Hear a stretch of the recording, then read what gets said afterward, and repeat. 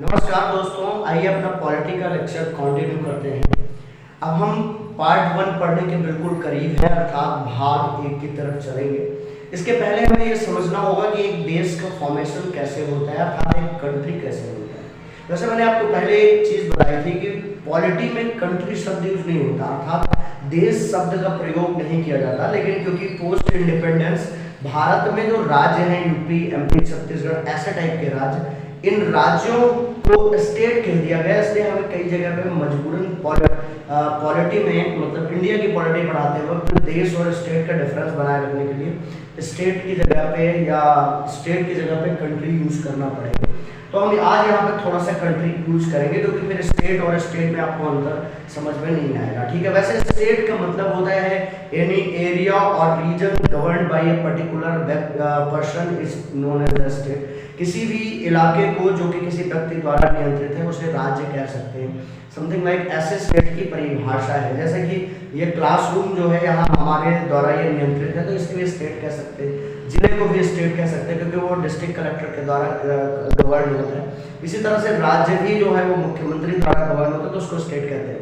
लेकिन कई सारे जो राज्य हैं, जो प्रोविंस है, उसको मिला के देश बनता है। जैसे प्रोविंस वर्ड अगर आप गवर्नमेंट ऑफ इंडिया एक्ट 1935 में जाएंगे तो आपको स्टेट नेम लिखा मिलेगा, यूनाइटेड प्रोविंस, संयुक्त प्रांत, सीपी, ठीक है, या इसको बोलेंगे सेंट्रल प्रोविंस, मध्य प्रांत, ऐसे टाइप के प्रांत लिखे होंगे।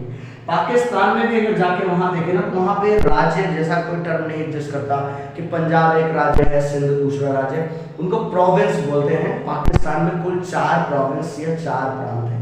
अमेरिका में भी राज्य नहीं एग्जिस्ट करते, उनको राज्य नहीं बोलते। वहां पे जो कंट्री के पार्ट्स हैं उनको 50 पार्ट्स में है, तो उन पार्ट्स को बोलते हैं प्रोविंस। ठीक है, अमेरिका में प्रांतों की संख्या है 50। तो इसी तरह से यहाँ प्रोविंस समझ लेते हैं या स्टेट, बाद में इसी को कहेंगे। जब कई सारे गांव मिलते हैं तो ब्लॉक बनता है, खंड बनता है, और कई सारे ब्लॉक मिलकर एक जिला बनाते हैं, डिस्ट्रिक्ट बनाते हैं, और कई सारे डिस्ट्रिक्ट जब मिलते हैं तो एक प्रोविंस या प्रांत बनता है, और कई सारे प्रांत मिलते हैं तो एक देश या फिर एक कंट्री का फॉर्मेशन होता है। अब यहाँ पे हम इंडिया के परिप्रेक्ष्य में इस प्रोविंस को ही क्या मान लेते हैं, स्टेट बोल देते हैं। तो कई सारे राज्य अगर मिलते हैं तो एक देश बनता है। देखो ये लिखा है, प्रोविंस जो है वो प्रांत जो है वो देश बनाते हैं, अर्थात कई सारे राज्य आपस में मिले तो एक देश बना। जैसे कि पाकिस्तान के 4 प्रांत मिले तो पाकिस्तान बना। भारत के 28 राज्य और 6 या 7 संघ शासित प्रदेश मिले तो इंडिया बना। पाकिस्तान में जैसे बताया मैंने, इसी तरह से यूनाइटेड स्टेट ऑफ अमेरिका के 50 जो राज्य हैं, 50 जो प्रांत हैं वो आपस में मिले तो उस तरह से अमेरिका का फॉर्मेशन हुआ। तो प्रांतों से या राज्यों से देश बनने के कुल 3 तरीके दुनिया भर में प्रचलित हैं। एक का नाम है कन्फेडरेशन या परिषद, दूसरे का नाम है फेडरेशन या संघ, और तीसरे को भी यूनियन बोलते हैं, लेकिन हिंदी में इसे भी क्या बोलते हैं, संघ बोलते हैं। तो ये कुल 3 तरीकों से जो है किसी देश का फॉर्मेशन होता है, स्टेट से या फिर कह सकते हैं प्रांतों से। आइए एक एक समझते हैं। सबसे पहले हम यहाँ पर समझ देंगे कॉन्फेडरेशन को। किसको समझेंगे? सबसे पहले कॉन्फेडरेशन को समझेंगे, जिसको कि हिंदी में परिसंघ कहते हैं। क्या कहते हैं हिंदी में से? परिसंघ। ठीक है, सबसे पहले हम जिसको समझेंगे उसका नाम है कॉन्फेडरेशन। कॉन्फेडरेशन, अब देखिए 2 बातें हैं आपको इसको समझने के लिए। एक तो है यूनियन या सेंटर, जिसको कि संघ की सरकार कहते हैं या उसको देश कह सकते हैं, और दूसरे हैं राज्य या स्टेट, या इसको कई मामलों में प्रोविंस भी कह सकते हैं। क्या कह सकते हैं? प्रोविंस। तो कई सारे प्रोविंस जब आपस में मिलते हैं तो क्या बना देते हैं, एक देश का फॉर्मेशन करते हैं, एक देश बनाते हैं। लेकिन यहाँ पे जो परिषद का स्ट्रक्चर है, यहाँ पे नियम ये होता है, यहाँ पे कानून कुछ ऐसा है कि यहाँ पे राज्यों को या प्रांतों को पूरी आजादी होती है। वो अपनी खुशी से उस देश के साथ जुड़ते हैं, और जब उनको मन करता है तब वो उस देश को छोड़ के अलग हो सकते हैं। वो एक इंडिपेंडेंट बॉडी होते हैं, एक स्वतंत्र इकाई की तरह से होते हैं, और खुद भी अपनी पूरी इंडिपेंडेंसी के साथ जुड़े होते हैं देश के साथ। यहाँ पे लिख सकते हैं जो प्रोविंस या स्टेट है, स्टेट या प्रोविंस है, प्रांत है, वो पूरी तरह से क्या होता है, आजाद सा होता है, पूरी तरह से इंडिपेंडेंट इंडिपेंडेंट की तरह बिहेव करता है, इंडिपेंडेंट एंटाइटी की तरह बिहेव करता है। समझ में आ गई? मतलब कि राज्य जो है वो पूरी तरह से आजाद है।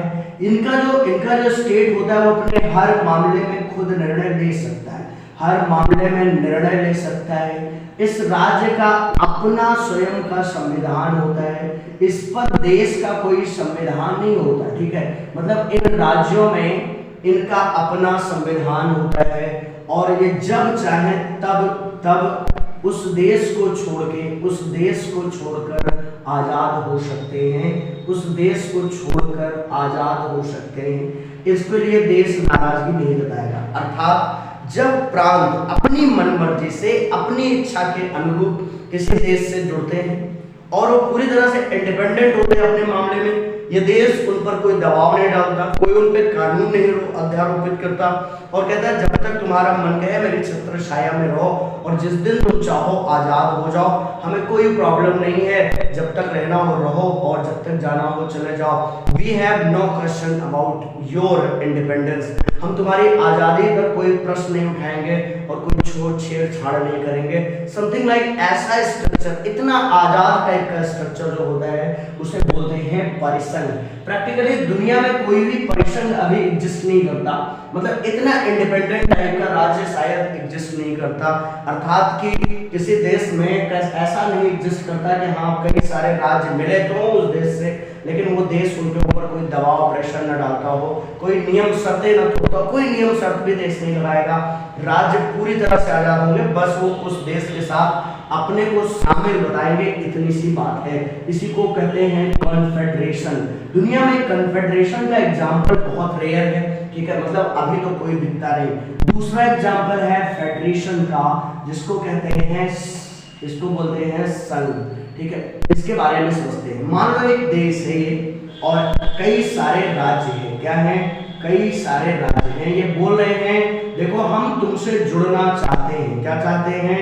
जुड़ना चाहते हैं। किसमें? ये राज्य इस देश में, ये राज्य जो है, ये प्रांत जो है इस देश में जुड़ना चाहते हैं। ये प्रोविंस जो है वो इस देश में जुड़ना चाहते हैं, लेकिन कहते हैं हमारी कुछ शर्तें हैं। बोले कि ठीक है हमारी कुछ शर्तें हैं, अपनी शर्तों पे जुड़ेंगे।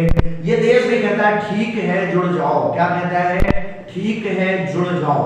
ठीक है, लेकिन क्या कहता है? हमारी भी कुछ शर्तें भी हैं, हमारी भी कुछ शर्तें हैं। ठीक है, दोनों की कुछ ना कुछ क्या है? शर्तें हैं। ये कहेगा कि तुम देखो जब चाहना तब हमसे जुड़ना, तुम्हारी भी कुछ शर्त हम मानेंगे, और यह भी कहता है हम तुम्हारी भी कुछ शर्त मानेंगे, और दोनों की कुछ शर्तों पर एक कॉमन मिनिमम प्रोग्राम बनता है और उसके आधार पे वो सारे राज्य उस देश में शामिल होते हैं और उस देश का फॉर्मेशन होता है। अर्थात शर्तें दोनों तरफ से हैं और दोनों ही एक दूसरे की शर्तें मानेंगे। अगर कोई किसी की शर्त नहीं मानता है तो इन राज्यों को आजादी होगी कि ये इस देश का साथ छोड़कर अलग हो जाएं। ऐसे देशों में क्या होता है? व्यक्ति की जो देश की नागरिकता होती है, एक देश की नागरिकता होती है, ठीक है, और दूसरा क्या होता है? इस राज्यों की भी नागरिकता होती है, राज्यों की भी नागरिकता होती है। ठीक है, मतलब दो नागरिकता होती है व्यक्ति के पास, एक तो देश की नागरिकता, दूसरा राज्यों की नागरिकता। ऐसे देशों में कुछ एक मामलों को छोड़ दिया जाए तो देश की सरकार अर्थात यूनियन गवर्नमेंट प्रांतों की सरकार अर्थात प्रोविंशियल सरकार में ज्यादा हस्तक्षेप नहीं करती। कुछ एक मामले केवल कंट्री की सरकार के पास रिजर्व रहते हैं, बाकी सारे नियम कानून के लिए प्रोविंस खुद जिम्मेदार है, वो अपने लिए कानून बना सकते हैं। तीसरा, अगर प्रांत कभी जो है प्रांत जब चाहे उनका मन ना कहे इस देश के साथ रहने पर या देश प्रांतों के शर्तों का उल्लंघन करे तो प्रांतों के पास आजाद होने की छूट है, अर्थात वो आजाद हो सकते हैं। इस देश में एक देश का झंडा होगा और इसके अलावा हर प्रांत का अपना अपना झंडा होगा। प्रांत भी अपने अपने झंडे रख सकते हैं। हर प्रांत में नियम अलग अलग होंगे। हो सकता है प्रांत ए में कोई और नियम हो, प्रांत बी में कोई और नियम हो, प्रांत सी में और कोई नियम हो और देश का कुछ अलग कहानी हो। ऐसा हो सकता है इन देशों में। अर्थात ये कह सकते हैं कि यहाँ पे जो प्रांत है वो कॉन्फेडरेशन के रिस्पेक्ट में तो कम आजादी रखते हैं, लेकिन जो अंतिम वाला पार्ट है यूनियन, उससे ज्यादा आजाद टाइप के प्रांत हैं, अर्थात यहाँ पे जो प्रांत हैं वो इससे ज्यादा आजादी रखते हैं। इसका एक एग्जांपल है यूनाइटेड स्टेट ऑफ अमेरिका। आइए समझते हैं यूएस का सरकार या यूएस फेडरेशन, ठीक है, यूनाइटेड स्टेट ऑफ अमेरिका का फेडरेशन कैसे काम करता है। एक है यूएस के गवर्नमेंट, अर्थात यूनाइटेड स्टेट ऑफ अमेरिका की यूनियन सरकार, ठीक है, जहां पे कि राष्ट्रपति जो बाइडेन रूल करते हैं। इसके अलावा हैं अमेरिका के 50 प्रांत। कितने प्रांत? 50 प्रांत हैं अमेरिका में, 50 प्रांत। अब ये प्रांत इस देश के साथ अपनी शर्तों पे जुड़े हुए हैं और ये देश भी कुछ शर्तें किसकी मानता है, इस प्रांतों की, और प्रांत भी कुछ शर्तें मानने के लिए तैयार है, किसका, यूनाइटेड स्टेट ऑफ अमेरिका में। अगर कोई वादा खिलाफी करती है कोई भी, चाहे यूएस यूनियन गवर्नमेंट या फिर ये, तो यहाँ पर इन लोगों के पास आजादी की छूट होगी। इनमें से प्रत्येक राज्य अपना अलग अलग फ्लैग रखता है, फ्लैग 1, फ्लैग 2, हर एक राज्य अपना अपना झंडा रखता है। अमेरिका के राज्यों के पास 50 फ्लैग हैं, हर राज्य का अपना अपना झंडा है। इसमें से हर राज्य का अपनी अपनी सिटीजनशिप है, हर एक राज्य की नागरिकता है, सिटीजनशिप है, और एक हो गई यूएस की नागरिकता, यूएसए की नागरिकता। मतलब आपके पास दोहरी नागरिकता होगी, आप यूएसए के नागरिक होंगे और साथ ही साथ इन प्रांतों के नागरिक होंगे। अगर इंडिया ऐसा होता तो आप इंडिया के नागरिक होते और इसके अलावा यूपी के, बिहार के, एमपी के, छत्तीसगढ़ के भी नागरिक होते। तो एक तो झंडा सेपरेट होगा इन प्रांतों का, और दूसरी इनकी नागरिकता भी होगी। ये अपना कानून ज्यादातर स्वयं बनाते हैं, ठीक है, इनके सबके अपने कानून होते हैं, अर्थात हर राज्य अपना कानून बनाता है। मैंने संविधान पढ़ाते वक्त ही आपको शुरुआत में बताया था, दुनिया का सबसे छोटा यूनियन गवर्नमेंट का संविधान अगर कहीं का है तो वह है यूनाइटेड स्टेट ऑफ अमेरिका का। इसमें केवल 7 आर्टिकल हैं। कितने आर्टिकल हैं? 7 अनुच्छेद हैं, अर्थात 7 अनुच्छेद में 50 प्रांतों का अमेरिका चलता है। आप सोच सकते हैं कैसे चलता होगा, बिल्कुल चलता होगा, क्योंकि इन 7 आर्टिकल्स में इनको केवल क्या क्या कंट्रोल करना है, इनकी यूनियन गवर्नमेंट को आर्मी, कम्युनिकेशन, फॉरेन ट्रेड, बस 2-3 चीजें तो देखना है। एक देश की सुरक्षा देखना है, एक कम्युनिकेशन संचार देखना है, एक विदेशी व्यापार देखना है, बाकी एम्बेसी वगैरह देखना है, थोड़ा सा बाकी राज्यों में कौन सा कानून होगा ये राज्य का संविधान तय करेगा। यूनियन के संविधान से कुछ मतलब नहीं है इसको, इसीलिए यूनियन का संविधान मात्र 7 आर्टिकल का है, बाकी हर राज्य अपना अपना संविधान बनाए हुए हैं। आप अगर नए कानूनों में देखेंगे तो अमेरिका के 50 प्रांतों में आपको कुछ अलग अलग कानून दिखेंगे। जैसे अमेरिका के कुछ प्रांतों में बाइसेक्सुअलिटी या गे मैरिजेस अलाउड हैं, अर्थात ये कह सकते हैं कि समलैंगिक विवाह और समलैंगिकता की छूट है अमेरिका के कुछ प्रांतों में, और कुछ प्रांतों में इसे ऑफेंसिव घोषित कर दिया गया है, अर्थात ये अपराध है। इसी तरह से अमेरिका में अभी जल्दी का सुप्रीम कोर्ट का जो फैसला था उसके मुताबिक अमेरिका के कुछ जो डेमोक्रेटिक माइंडसेट के स्टेट हैं, डेमोक्रेटिक माइंडसेट के जो प्रोविंस हैं, वहां पे एबॉर्शन अर्थात गर्भपात की छूट है, जबकि जो रिपब्लिकन माइंडसेट के स्टेट हैं वहां पे गर्भपात पे बैन लगा दिया गया। अर्थात आपको हो सकता है कि एक प्रांत में गर्भपात की इजाजत मिलती हो और दूसरे प्रांत में गर्भपात की इजाजत नहीं मिलती हो। आपको एक प्रांत में जमीन लेने के लिए, अगर आप एक प्रांत के नागरिक हैं तो आप दूसरे प्रांत में जमीन लेने के लिए वहां की नागरिकता आपको लेनी पड़ेगी। यहाँ पे पॉलिटिक्स भी दूसरे तरह से होती है। जैसे इंडिया में क्या है, इंडिया एक यूनियन है, इसलिए यहाँ एक राज्य का मुख्यमंत्री दूसरे राज्य के मुख्यमंत्री की आलोचना आमतौर पे करता है, उसके बारे में बात करता है। लेकिन फेडरेशन में ऐसा नहीं होता, हर वहां पे गवर्नर एग्जिस्ट करते हैं और एक गवर्नर अपने राज्य के कानून की बात करेगा, दूसरे राज्य के मामले में ज्यादा इंटरफेयर नहीं कर सकता, ज्यादा प्रोविंस के मामले में इंटरफेयर नहीं कर सकता। तो अमेरिका जो है वो किसका उदाहरण है भाई साहब, वो फेडरेशन का उदाहरण है। हर राज्य का अपना झंडा, हर राज्य की अपनी नागरिकता, हर राज्य जो है अपनी शर्तों पे जुड़ा हुआ है अमेरिका के साथ। अगर अमेरिका इनकी शर्तें नहीं मानता तो ये आजाद भी हो सकते हैं, ठीक है, इस तरह का स्ट्रक्चर कहलाता है कौन सा, फेडरेशन। क्या कहलाता है, फेडरेशन। अमेरिका एक फेडरेशन था।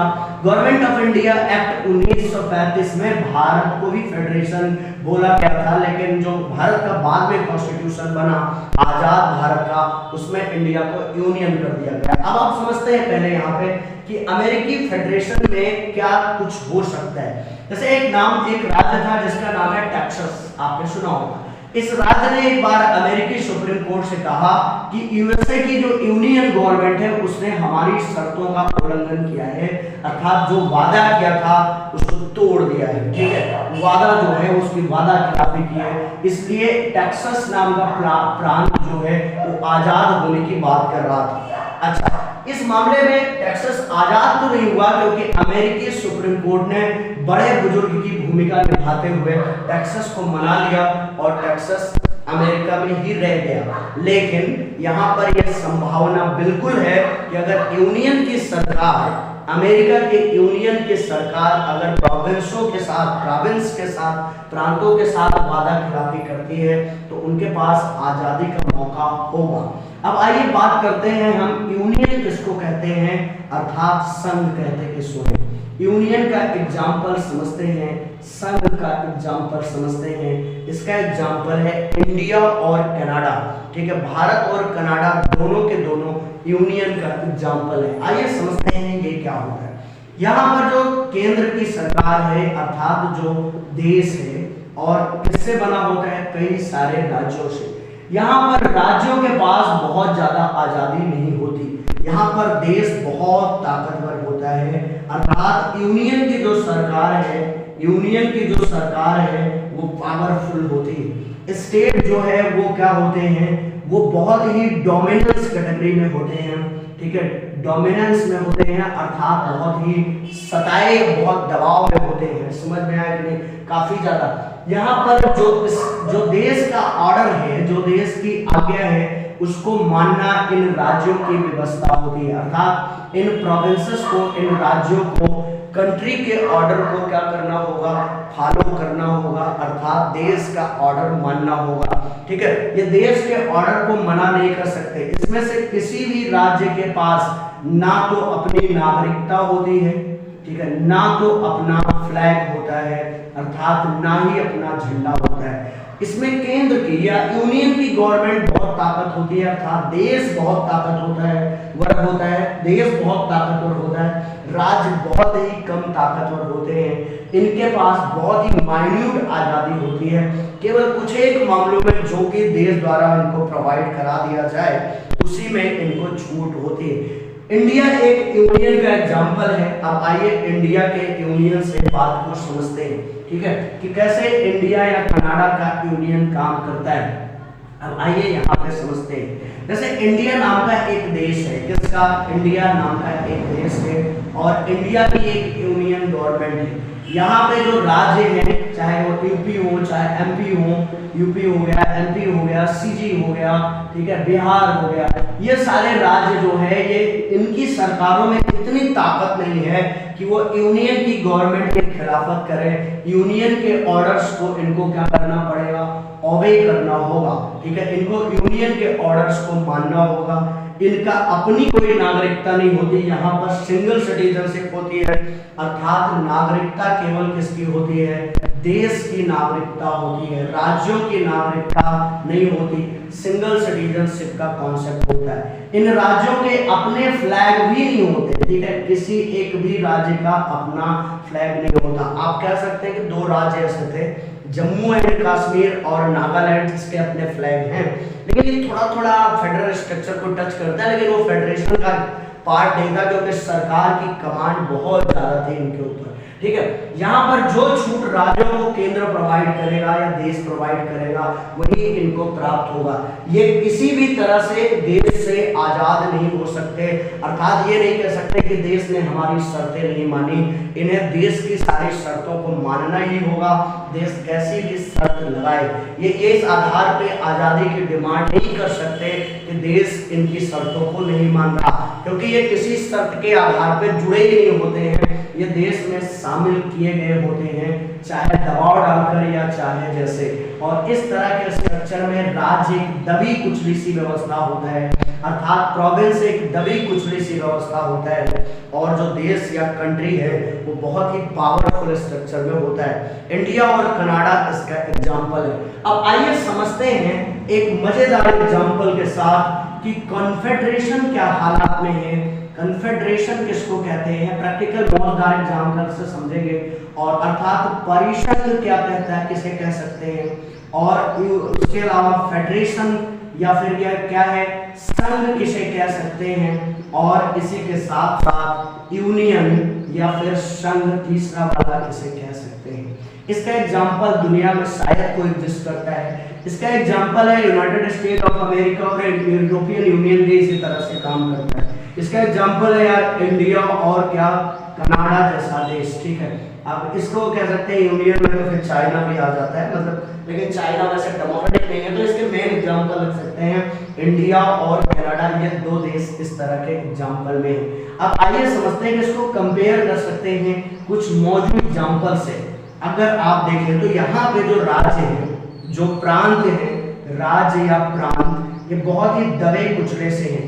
ना तो इनके पास अपनी आज़ादी है, ना आज़ादी के बारे में सोच सकते हैं, ना कोई शर्त है, ना कोई नियम है, सब कुछ इन्हें मानने की व्यवस्था है, किसकी, केंद्र की या फिर उस देश की सरकार की बातें मानना है। यहाँ सरकार बहुत ताकतवर है, अर्थात देश बहुत ताकतवर है और राज्य काफी ज्यादा कमजोर है। अगर इसको कंपेयर करके देखो तो ये पुराने जमाने की शादियों से मैच करता है, अर्थात राज्यों की हालत पुराने जमाने की पत्नी की है और देश की हालत पुरानी शादियों के पति की है। ये वो जमाना है जब 10-12 साल में लड़कियों की शादी हो जाती थी और उस समय पति ही परमेश्वर होता था। 12-13 साल की लड़की की कोई फाइनेंशियल इंडिपेंडेंस नहीं होगी, अर्थात कोई आर्थिक आजादी नहीं होगी, इसलिए उसे पति की हर बात को मानना ही पड़ेगा। पति ही परमेश्वर। ये कह सकते हैं कि नहीं नहीं हम तो अलग हो जाएंगे, आजाद हो जाएंगे, जाएगी कहाँ, ये इसके पास क्या ऐसा ऑप्शन है अगर ये अलग हो जाएगा, इसको 2 थप्पड़ मार दे, शराब पी के गाली दे दे, तब भी इसको सहना होगा। क्योंकि उस जमाने में पिता भी कहता था ना कि भाई अब तो जा रहे हो तो मरना कहाँ पे, पति के घर, हमारे घर लौट के नहीं आना।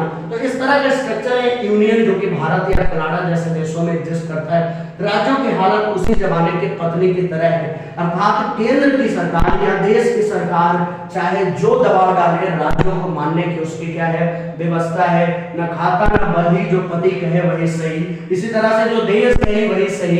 इस तरह के स्ट्रक्चर को बोलते हैं यूनियन। क्या बोलते हैं, यूनियन। यहाँ पर सही या गलत का कोई निर्धारण ही नहीं है, यहाँ पर आपको अर्थात राज्यों को देश अर्थात केंद्र के ऑर्डर का फॉलो करना ही होगा। इनकी अपनी कोई आजादी नहीं है क्योंकि इनके पास इतनी इंडिपेंडेंस नहीं है। अब आते हैं, बात करते हैं फेडरेशन, जो एग्जिस्ट करता है अमेरिका जैसे देशों में। ठीक है, अमेरिका एक फेडरेशन है। तो अमेरिका को कैसे समझते हैं, ये जो देश है इसको मान लेते हैं एक लड़के की तरह से, और जो इनका प्रोविंस है 50 प्रांत, इसको एक लड़की मान लेते हैं और समझते हैं कि एक आजकल की लव मैरिज जैसा कुछ रिलेशनशिप है। कैसा, लव मैरिज जैसे, 2 लड़के और लड़की मिले, बोले भाई ठीक है तुम बढ़िया आदमी हो, तुम्हारे साथ रह सकते हैं। इसने बोला तुम बढ़िया आदमी हो, तुम्हारे साथ रह सकते हैं। अब दोनों ने दोनों की कुछ शर्तें मानी, ठीक है।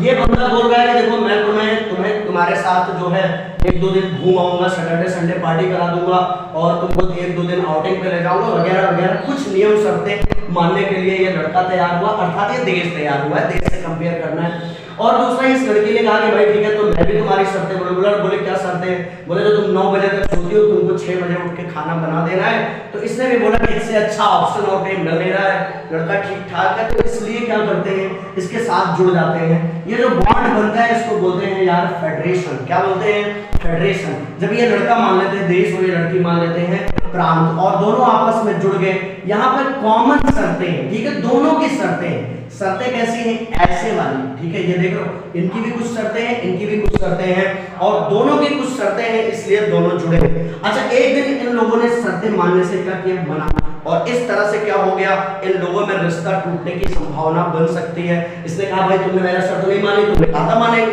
इसने कहा तुमने मेरा नहीं माना, तो इस तरह से इस प्रांत के पास आजाद होने की क्या है, छूट है। वो बात सही है कि जैसे अमेरिकी प्रांत में अमेरिकी सुप्रीम कोर्ट ने, ठीक है, बुजुर्ग की भूमिका निभाई।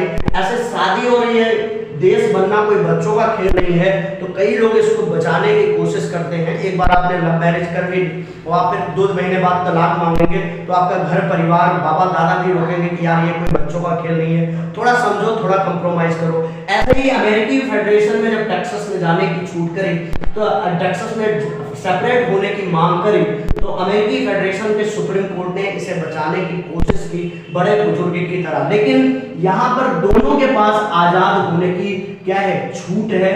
अर्थात कि अगर कोई एक शर्त नहीं मानता है दूसरे की, तो आजादी की छूट है। इस तरह की शादियों में जिस तरह से तलाक की संभावना ज्यादा रहती है, इसीलिए इस तरह के फेडरेशन में छूट की संभावना भी ज्यादा रहती है, क्योंकि यहाँ पर कोई पक्ष दबा कुचला नहीं रहता है, दोनों की अपनी अपनी शर्तें हैं। समझ में आ गया आपको? फेडरेशन आज की लव मैरिजेस जैसी है। ये कौन सी है? ये ओल्ड अरेंज मैरिज जैसी है। कैसी? ओल्ड अरेंज मैरिज जैसी है, जो पुराने जमाने के बाबा बुजुर्गों की शादियां होती थी। ये हो गई कैसी? ये हो गई मॉडर्न लव मैरिजेस जैसी, वर्तमान की कैसी? प्रेम विवाह जैसा हो गया। इसको समझते हैं ये क्या है। यहाँ पर दोनों के दोनों पूरी तरह से आजाद है, ठीक है। और यूनियन की सरकार ने अर्थात देश ने कहा रखा है कि मैं कोई क्वेश्चन नहीं करूंगा, तुम्हारी कोई इंडिपेंडेंस भंग नहीं करूंगा, तुम्हारा जब तक मन करे रहो, हफ्ता 2 दिन 4 दिन महीना भर साल भर जितने दिन रहे मन करे हमारे साथ रहो। तुम पूरी तरह से आजाद हो, हर तरह से अपने हर मामले पे निर्णय ले सकते हो, जब जो मर्जी आए सो करो, हम कहीं दखल नहीं देंगे। और इस तरह के स्ट्रक्चर को बोलते हैं फेडरेशन। अर्थात यहाँ के प्रोविंस या राज्य जो है वो केवल जुड़े बने हुए हैं इससे, उस कंट्री से, लेकिन उनकी पूरी आजादी बहाल है। इसको आजकल के लेवल से कंपेयर कर सकते हैं, जहां पर कोई सवाल नहीं है, कुछ भी नहीं है, ठीक है। हर तरह की आजादी है। बस क्या है कि इस कोई भी व्यक्ति किसी और के साथ जब तक मन करता है रहता है, जिस दिन मन करता है वो चला जाता है। देश फॉर्मेशन में इसको सबसे आइडियल स्ट्रक्चर मान सकते हैं, इसको कॉन्फेडरेशन को, लेकिन रिश्तों में इसे बुरा माना जाता है, ठीक है। तो इसको इससे इस तरह से कंपेयर नहीं करना है कि मैंने इसको अगर लेवल को बहुत ज्यादा क्या है बैड स्ट्रक्चर बोला, तो देश फॉर्मेशन में भी ये बैड स्ट्रक्चर है। देश फॉर्मेशन के लिए जो कॉन्फेडरेशन है, परिसंघ है, वो बहुत ही अच्छा माना जाता है, बहुत ही शानदार स्ट्रक्चर है। लेकिन दुनिया में अभी कोई एग्जिस्ट नहीं करता, लेकिन कॉन्फेडरेशन एग्जिस्ट करना चाहिए। अब आइए समझते हैं कि भारत को यूनियन बनाया क्यों गया, जबकि गवर्नमेंट ऑफ इंडिया एक्ट 1935 तो ये कहता है कि इंडिया एक फेडरेशन होना चाहिए, अर्थात अमेरिका की तरह होना चाहिए। तो इसका जवाब ये है कि जब इंडिया का फॉर्मेशन हो रहा था, अर्थात भारत बन रहा था, तो भारत एक डाइवर्सिफाई कंट्री, अर्थात डाइवर्सिटी से भरपूर है, अर्थात बहुत सारे धर्म, मजहब, लिंग और बहुत तरह के रंग रूप और अलग अलग कल्चर के लोग रहते हैं। इसलिए इस देश में क्या होता, बहुत सारी टूट की संभावना थी, अर्थात इसके टूट जाने की संभावना थी। आज भी देखें तो अलग अलग तरह की आजादी की मांग और भाषा के आधार पर राज्य, कलर के आधार पर राज्य, संस्कृत के आधार पर राज्य की मांग चलती है। इसीलिए डॉक्टर भीमराव अंबेडकर और आदि नेताओं ने कहा कि इंडिया में एक फेडरेशन बनाने से अच्छा है, इसको अगर इंटीग्रेटेड रखना है तो हम इसको क्या बनाएं, यूनियन, और यूनियन की सरकार को, अर्थात देश के सरकार को पावर ज्यादा दे। इसलिए इंडिया को फेडरेशन बनाने के बजाय क्या बनाया गया, यूनियन बनाया गया। क्या बनाया गया, यूनियन बनाया गया। अब आप समझ लेते हैं कि कौन सा स्ट्रक्चर किस तरह के देशों में एग्जिस्ट करेगा। आइए पहले इसको थोड़े से मजाक के तौर पे भी समझते हैं।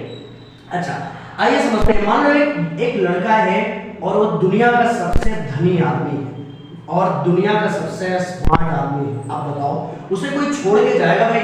कोई इतने लोग जो इसके साथ रह रहे थे 1 2 3 4, इसको कोई छोड़ के जाएगा? शायद नहीं, क्योंकि इससे बेहतर आदमी, इससे बेहतर की चॉइस कहाँ मिलेगी उसको? इससे बेहतर अगर कोई उसे मिले तो वो छोड़ के जाए। अर्थात अगर आप सर्वश्रेष्ठ के साथ हैं तो आप उसे छोड़ के नहीं जाएंगे। इसी तरह से ये कह सकते हैं कि कॉन्फेडरेशन और फेडरेशन जो है वो उन देशों में एग्जिस्ट करता है जो बहुत ताकतवर देश होते हैं, अर्थात सर्वश्रेष्ठ टाइप के देश होते हैं, जिनके पास खूब सारा पैसा है, खूब बड़ी इकोनॉमी है, हर तरह की व्यवस्था है, बहुत ही ताकतवर है।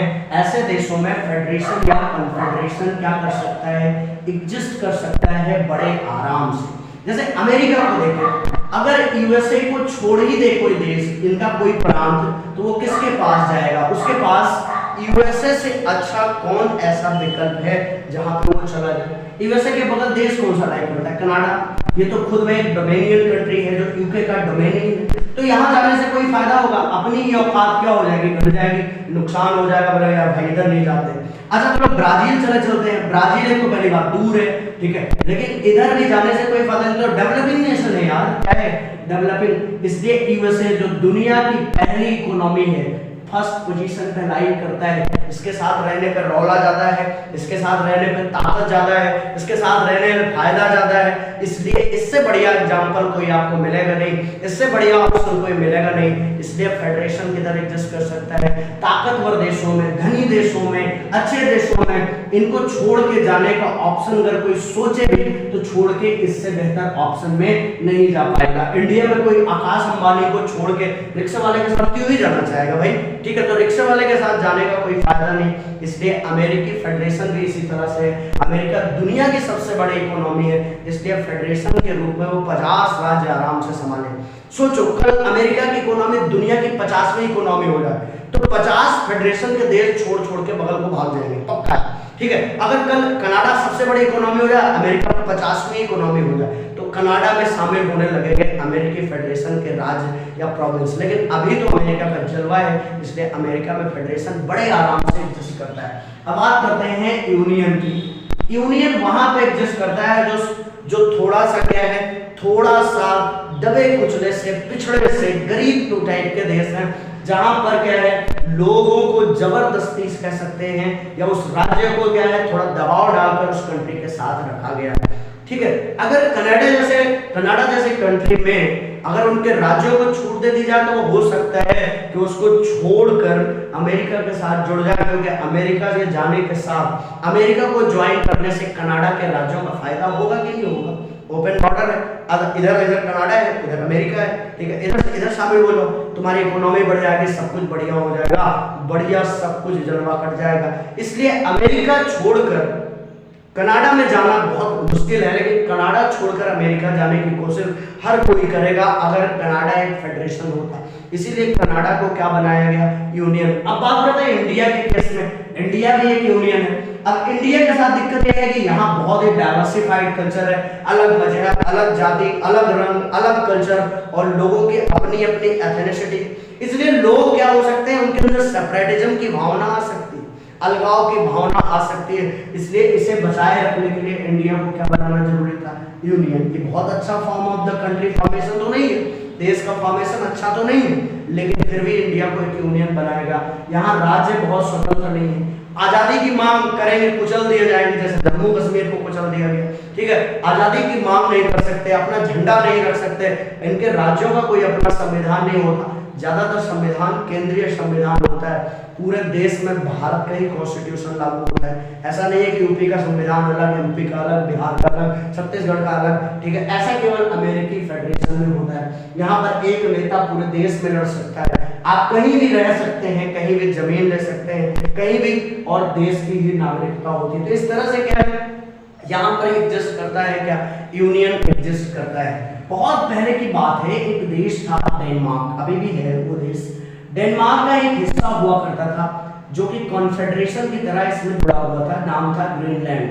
ठीक है, अब ग्रीनलैंड डेनमार्क से बहुत सारा पैसा पाता था।